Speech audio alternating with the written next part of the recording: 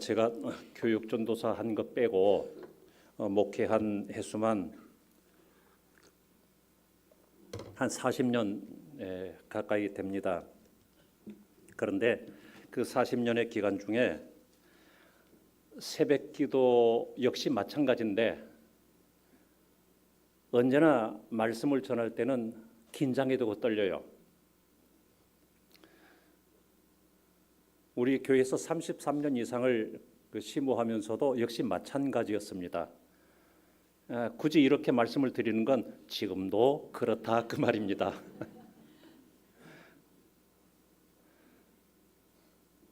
어떤 글을 읽었습니다. 한 선교사가 서울의 어떤 교회에서 간증 집회를 하고 밤 늦은 시간에 전철 지하철을 탔습니다. 피곤한 몸을 이끌고 눈을 감고 있는데 그 다음 정거장에서 한 사람이 탑니다. 한 사람뿐이었겠습니까마는 이 선교사가 말하고자 하는 그 한 사람이 탔는데 말년 휴가를 나온 병장이었습니다. 밤 늦은 시간이었기 때문에 듬성듬성 빈자리가 있음에도 불구하고 이 청년은 자리에 앉지 않고 행거 손잡이를 잡고 비틀비틀 술이 엄청 취해가지고 흔들거리는데 몸을 맡기고 있습니다. 그러는 와중에서도 거기서 노래를 부릅니다.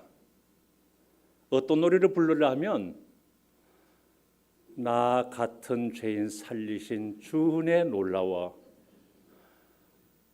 이 선교사가 화가 났습니다. 왜냐하면 공공장소에서 맑은 정신으로 그 노래를 그 찬양을 불러도 이게 민폐잖아요. 그런데 술에 잔뜩 취해가지고 몸을 비틀거리면서 그 찬양을 부르고 있으니까 이건 짜증이 나는 거예요. 너무나도 낯뜨겁고 화가 나는 거예요. 그런데 이 찬송을 이 청년이 이 찬송이 4절까지 있습니다. 4절까지 다 부르는 거예요. 여러분 이 찬송 4절까지 다 부르실 수 있어요? 나 같은 죄인 살리신 2절, 큰 죄악에서 건지신 3절, 뭐죠? 4절, 거기서 우리 영혼이 3절? 얼른 생각이 안 나네. 저도 이렇단 말이에요. 제가 다 알고 있는데도 헷갈린단 말이에요. 노래를 끝까지 다 부르고는 고개를 숙이고 있다가 한참 후에 술 취한 사람의 특유의 그 소리 지르듯이 내면서 하는 이야기가 여러분 제가요 장로 아들입니다. 그러는 거예요. 그러면서 눈가에 촉촉히 이슬이 맺힙니다. 저는 이 글을 읽으면서 눈물이 났어요.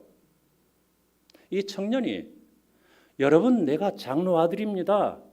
그 대신에 또 다른 사람이었으면 여러분 내가 목사 아들입니다. 여러분 내가 권사 아들입니다. 이렇게 이야기할 수도 있지 않겠습니까? 이 청년은 모태신앙인으로서 교회 열심히 봉사했습니다. 사춘기에 접어드는 순간까지 부모님이 그렇게 했던 것처럼 열심히 봉사를 했습니다. 그런데 사춘기 지나면서 신앙의 회의를 갖게 되었습니다. 그 회의를 갖게 된 이유가 뭐냐 하면 부모님 때문입니다. 원래 자녀들은 부모의 뒷모습을 보고 자라난다고 그렇게 하는데 아버지와 어머니가 항존직인데 그 뒷모습을 바라보니까 많은 갈등이 생겼습니다. 그래서 지금도 신앙을 버린 것은 아닌데 제대를 앞두고 많은 고민이 됩니다. 많은 회의가 생깁니다. 성도님들, 이것이 우리와 전혀 상관없는 이야기일까요? 그것이 바로 우리들의 모습이고 혹시 우리 자녀들의 모습일 수 있지 않을까요? 한번 생각해 보시기 바랍니다. 우리가 믿는 믿음이라는 것이 도대체 무엇입니까? 우리가 이루고 있는 이 성산 공동체인 이 교회가 도대체 무엇이라고 생각하십니까? 여러분은 하나님이 어떠한 분이라고 생각하십니까? 예수 그리스도의 십자가를 여러분은 어떻게 해석하고 어떻게 이해하고 있습니까? 이것을 우리가 깊이 생각해 볼 수 있어야 됩니다. 오늘 본문은 우리가 너무나도 잘 알고 있는 그런 말씀입니다. 잘 알고요, 익숙하고요. 저 역시도 우리 교회에서 여러 번 이 본문으로 설교를 했을 것입니다. 그래서 제가 이 말씀으로 설교를 준비하려고 하면서 많은 갈등을 가졌습니다.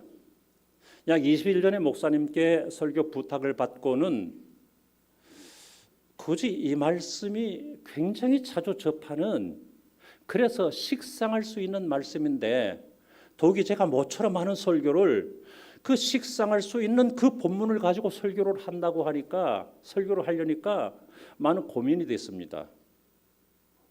그래서 기도하는 가운데 본문을 다른 곳으로 바꿀까? 그런데 설교 부탁을 받고 저한테 그려지는 것이 있었습니다. 그래서 그럴지라도 이 본문으로 말씀을 전하자 하는 감동을 기도하는 가운데 하나님께서 주셨습니다. 그래서 이 말씀으로 본문을 찾게 되었습니다. 성도님들, 식상할 수 있지만 이 시간에 이 말씀이 정말 나와 어떤 상관이 있는가, 이 본문 말씀이 나와 무슨 상관이 있는가 한번 깊이 생각해 보실 수 있기를 바랍니다.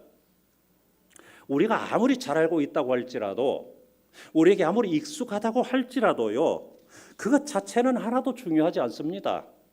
중요한 것은 그 말씀이 내게 어떤 도전을 주고 있는가, 그 말씀에 내가 어떤 도전을 받아서 어떤 결단을 하고 있는가, 그것이 중요하다고 하는 것입니다. 왜냐하면 이 말씀은 복음의 핵심이기 때문이고, 그래서 그만큼 우리의 신앙의 삶에 중요한 말씀이기 때문입니다. 자, 먼저 오늘 본문을 충분히 이해하기 위해서 우리가 먼저 기억해야 될 것이 무엇이냐면, 주님은 어떤 일을 행하실 때, 그리고 어떤 말씀을 하실 때 꼭 의도성을 가지고 계신다고 하는 사실이에요. 의도를 가지고 행하시고 의도를 가지고 말씀하신다고 하는 사실입니다. 예를 들면 요한복음 4장에 보면 사마리아 여인과의 대화가 나옵니다. 평소에 그 길로 잘 다니지 않으시던 주님께서 그날따라 사마리아를 관통해서 북쪽으로 가시려고 합니다. 그리고 우연하게 사마리아를 관통해서 우연하게 야곱의 우물가로 가셨고, 우연하게 그 여인을 만나서 우연하게 대화를 하신 것 같았습니다. 그러나 하나님의 관점에서 보면 그것은 결코 우연한 것이 아니다라고 하는 것입니다. 하나님의 계획하심이고 다분히 주님께서 의도하신 그 계획이라고 하는 것입니다. 그러므로 오늘 본문 말씀도 역시 마찬가지입니다. 주님은 의도성을 가지고 계십니다.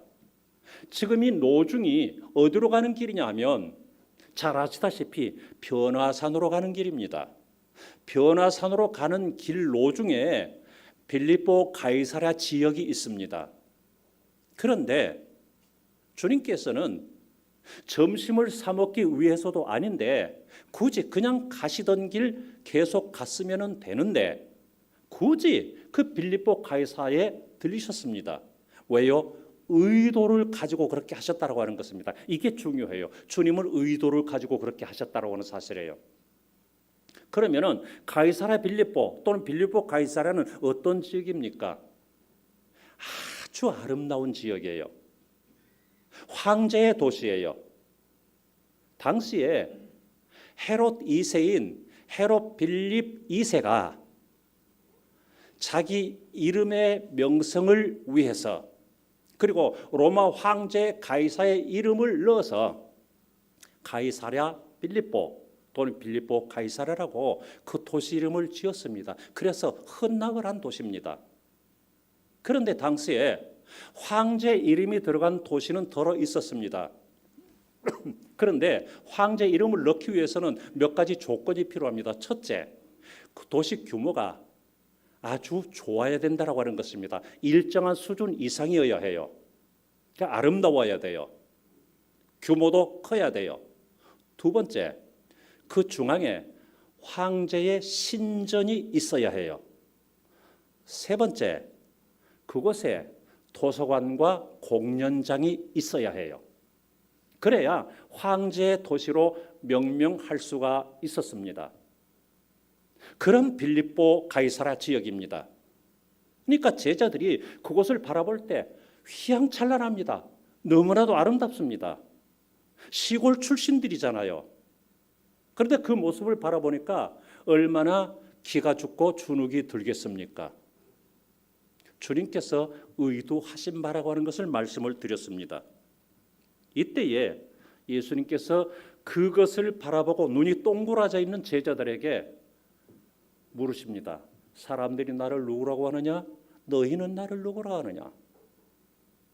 이것을 바라보면서 너희는 나를 누구라고 하느냐 물으십니다.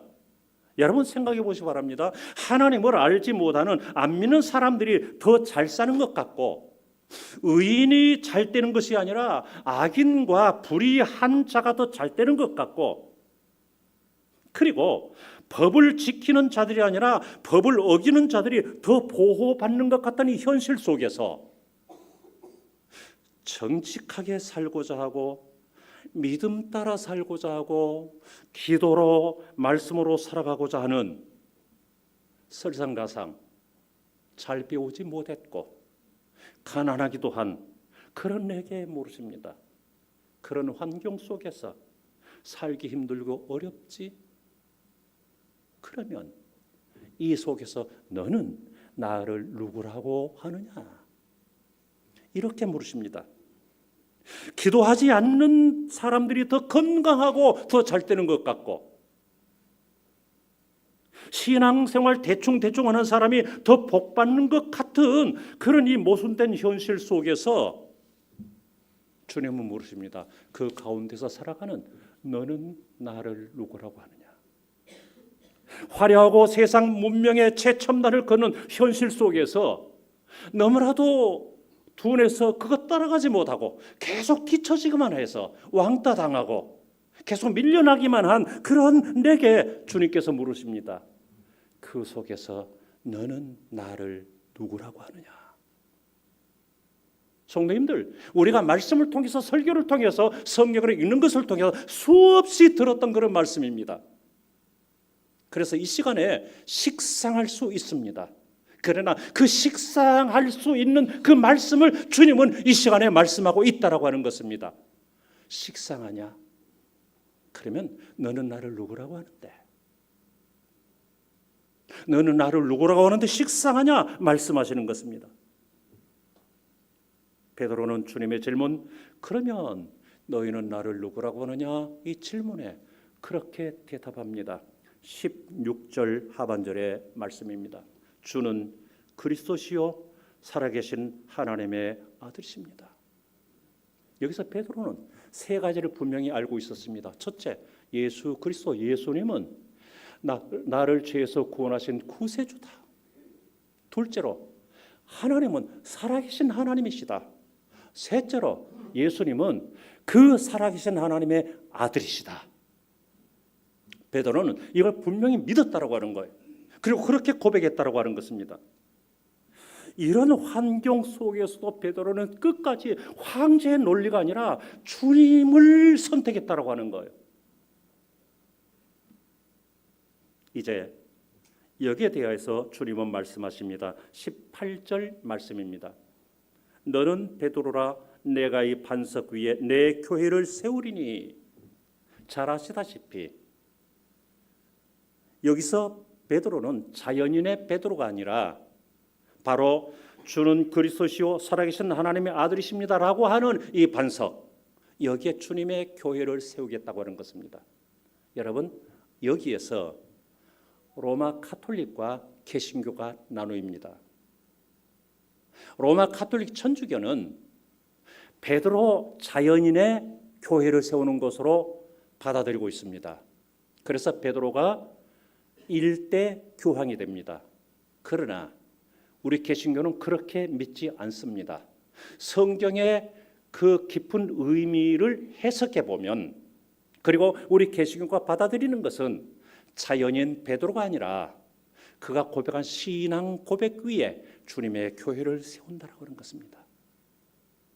그렇다면 우리 역시 베드로처럼 그렇게 신앙 고백을 하신다면 그것이 립 서비스로가 아니라 주님께서 베드로에게 말씀하셨듯이 이것을 내게 가르쳐 준 것은, 네가 이렇게 알게 된 것은 혈육이 아니다, 하늘에 계신 네 아버지께서 그렇게 가르쳐 주신 것이다, 그리 대답하게 한 것이다 말씀하신 대로 내가 지식으로가 아니라 하나님의 감동으로 성령의 역사로 내 내면 깊숙한 곳부터 고백되는 그 고백으로 우리가 그렇게 고백한다면, 그러면 우리는 교회입니다.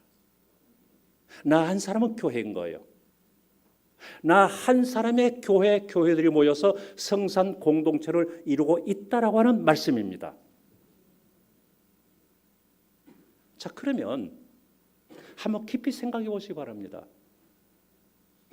왜 그 군인이 신앙의 그런 갈등을 갖게 되었을까요? 그는 눈에 보이는 교회당 건물 안에서는 열심히 봉사하고 열심히 찬송하고 열심히 기도했을지 모르지만 교회 자체인 그가 가정으로 갔을 때, 사업장으로 갔을 때, 교회 밖을 떠났을 때는 그 고백대로 살지 못했기 때문이 아니겠습니까?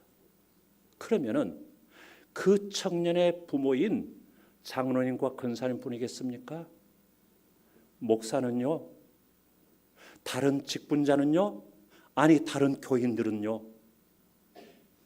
적어도 우리가 베드로의 이 고백을 우리의 고백으로 받아들인다면 우리는 하나의 교회들인데, 내가 움직여서 가는 그곳이 하나의 교회인데, 그러면은 그런 나는요?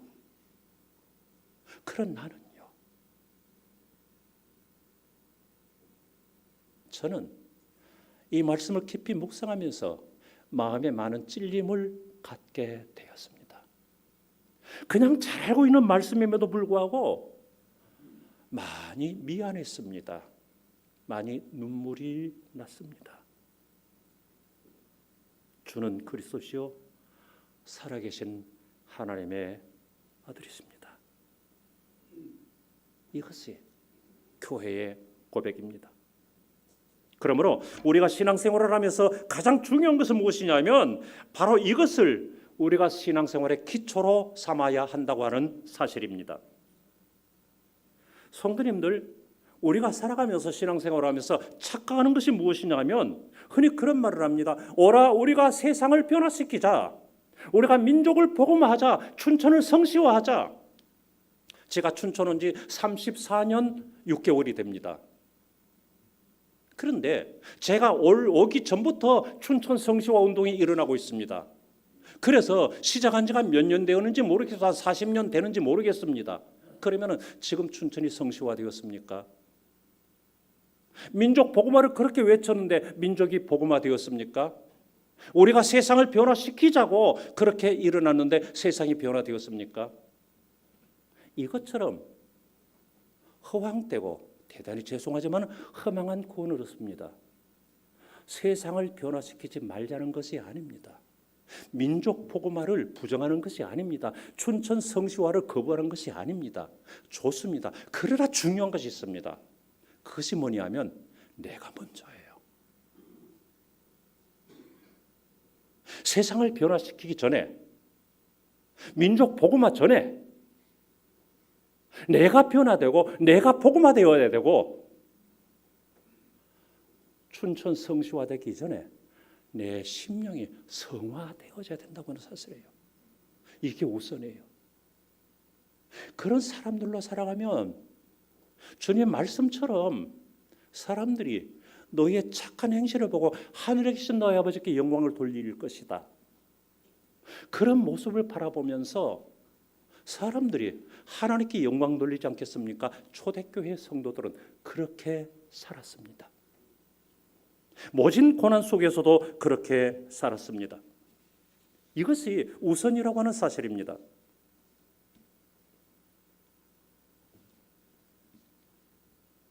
여러분들, 오늘 들으시는 이 말씀은 김 집사를 위한 말씀이 아닙니다. 박 집사가 들어야 할 말씀이 아닙니다. 지금 이 순간에 여기 계시는 여러분들이 하나님의 살아있는 좌의 날선 검으로 나를 찌르고 있는 말씀으로 들으실 수 있으셔야 됩니다. 왜냐하면 이 역시 하나님의 말씀이기 때문입니다. 그것이 복음의 자세입니다. 신앙은 바로 나 자신과 하나님과의 깊은 관계입니다. 이것을 바로 고백하는 너와 내가 모여서 교회 공동체를 이루게 되는 것입니다. 그러므로 교회는 예수 그리스도를 향한 바른 신앙 고백을 통해서 생명의 능력이 나타납니다. 이것이 바로 교회의 본질이고 이것이 바로 내가 교회인 이유입니다. 그러면 이 본질, 이 정신이 교회에 또는 내 삶에 어떤 형태로 스며들어야 합니까? 어떻게 내 자신의 신앙생활과 내 삶에 스며들 수가 있겠습니까? 여기에 대해서 신학자인 한명수 교수가 정확하게 지적해주고 있습니다. 이분이 쓴 책 기독교란 무엇인가 하는 책이 있습니다. 그 책에 보면 이런 대목이 나옵니다. 교회는 믿음으로 형성되고 사랑으로 연합하고 소망으로 전진하는 그리스도 예수의 공동체다. 이렇게 말했습니다. 여러분 이것을 머리에 담아버렸으면 좋겠습니다. 믿음, 소망, 사랑은 잘 아시잖아요. 교회는 뭐냐? 믿음으로 세워지는 거예요. 믿음으로 형성되는 거예요. 사랑으로 연합이 되는 거예요. 소망으로 전진해 나가는 예수 그리스도의 공동체예요. 이것이 교회예요. 깊이 생각하시기 바랍니다. 믿음으로 세워져요. 믿음으로 형성되는 거예요. 사랑으로 연합되어져야 돼요. 그리고 소망으로 전진해 나가는 거예요. 어떤 교회가 그렇게 해야 해요? 춘천 성산교회가 그렇게 해야 된다고 말이에요. 춘천 성산교회에 된 여러분들은 그렇게 도전해 나갈 수 있기를 축원합니다. 정말 얼마나 아름다운 말인지 모릅니다. 이것이 교회의 보편적인 비전이고 이것이 바로 교회의 생명입니다.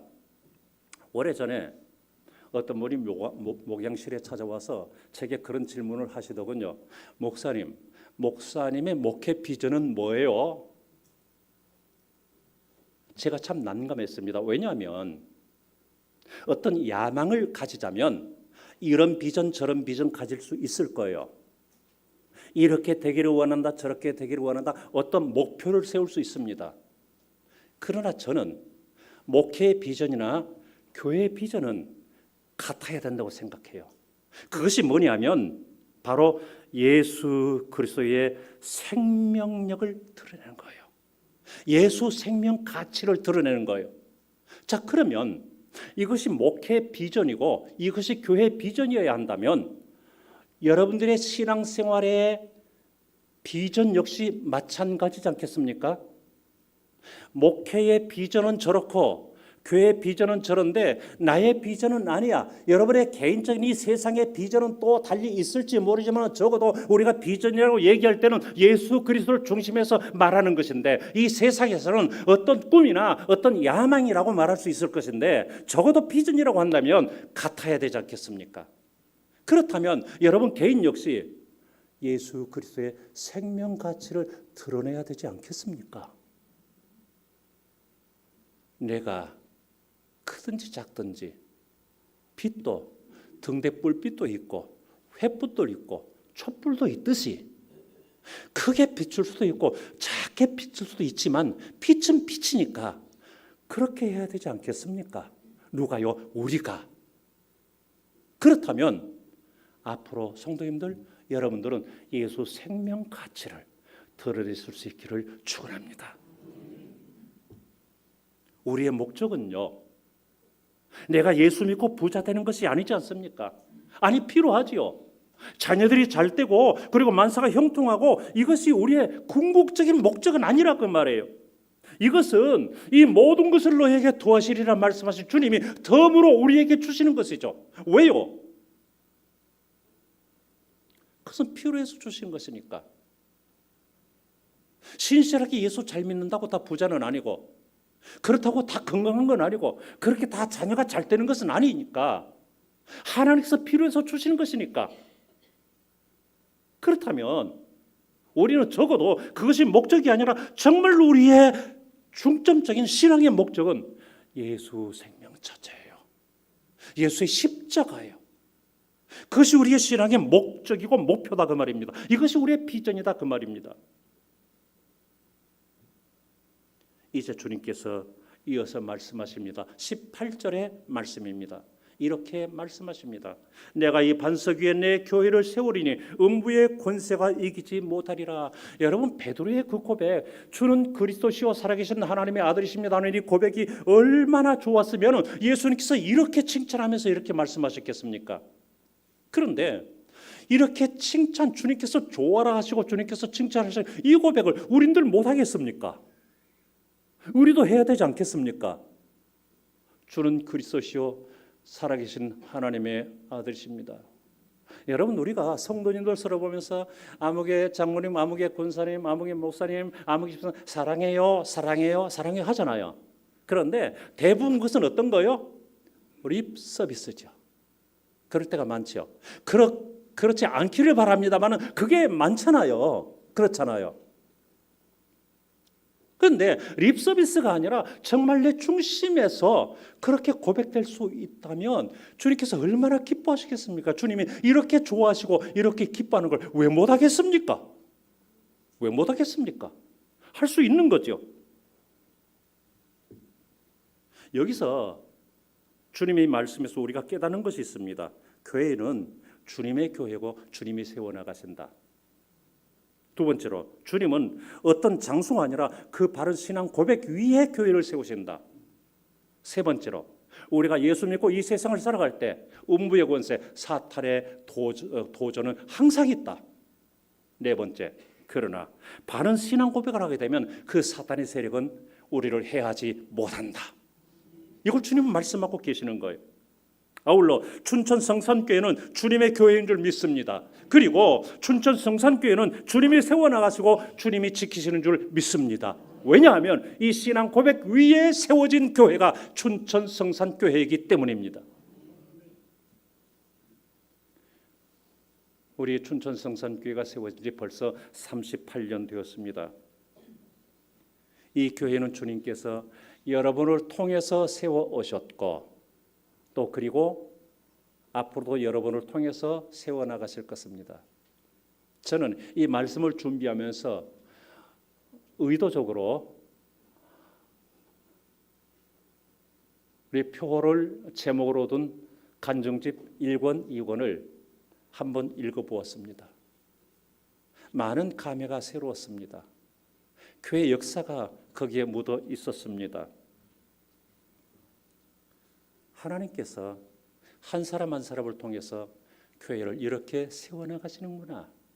다시 그 간증들을 읽으면서 많은 감동을 받았습니다.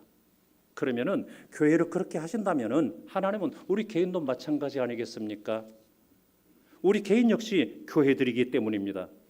그런데 중요한 것이 있습니다. 즉 교회의 개념을 바로 이해해야 한다고 하는 것입니다. 결론부터 말씀드리면은 교회는 건물이 아니다. 당연한 것이지만은 교회는 건물이 아니다.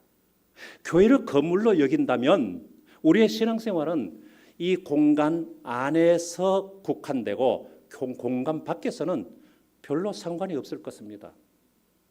그러나 적어도 내가 하나의 교회요, 그리고 교회가 건물이 아니라면 내가 어디로 가든지 그곳이 교회라고 하는 것을 우리가 깨닫게 됩니다. 한번 솔로몬이 성전을 건축하고 하나님께 기도를 합니다.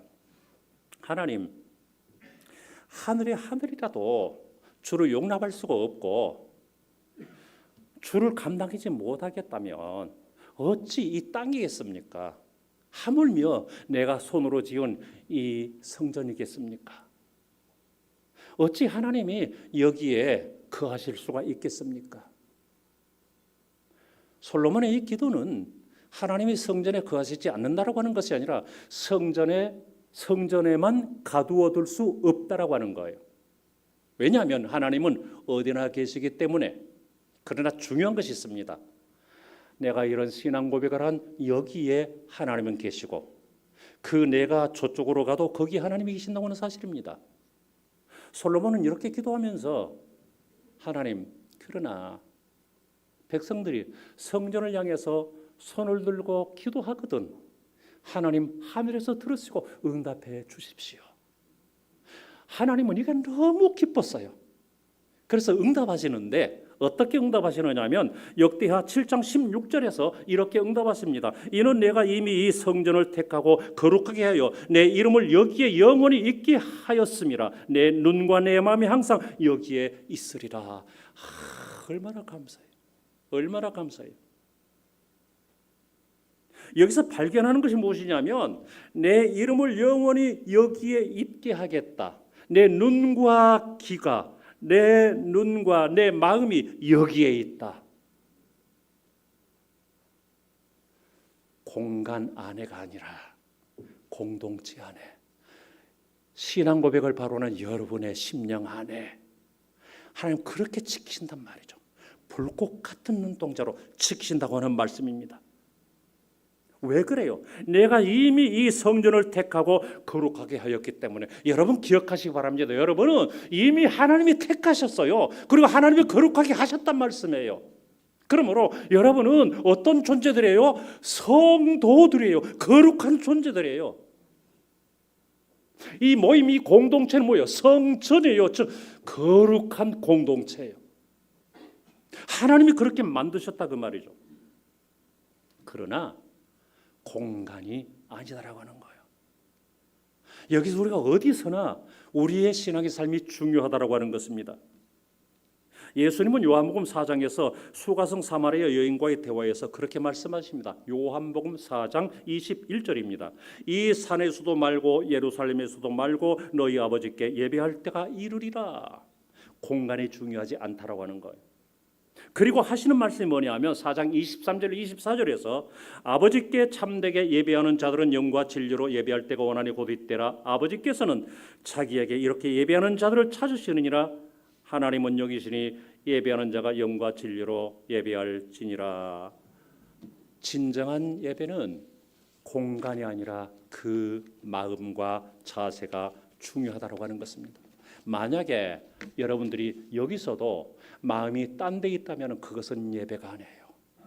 그러나 내가 산간에 있다고 할지라도 그곳에 내가 진정으로 고백한다면 그것이 교회예요.